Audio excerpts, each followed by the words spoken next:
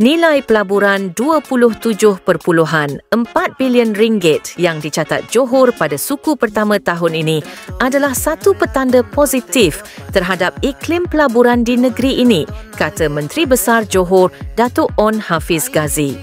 Beliau berkata antara sektor yang menyumbang kepada jumlah tersebut adalah pharmaceutical, teknologi maklumat, kecerdasan buatan, pembuatan dan semikonduktor. Ini satu angka yang cukup membanggakan dan insya-Allah ia hanya satu permulaan kerana JSSEZ, Zon Ekonomi Khas Johor Singapura pun baru bermula, katanya.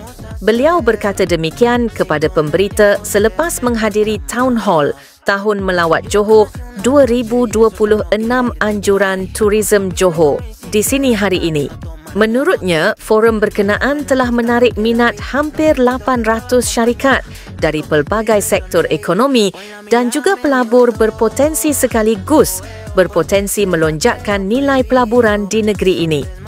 Terdahulu ketika berucap di Town Hall berkenaan, Onn Hafiz berkata, nilai pelaburan yang dicatat pada suku pertama tahun itu adalah yang tertinggi dalam sejarah negeri.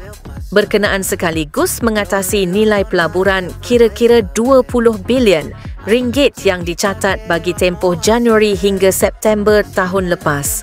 Town Hall berkenaan diadakan bagi membentangkan perancangan strategik untuk kempen Tahun Melawat Johor 2026 yang menyasarkan kehadiran 12 juta pelancong tahun depan.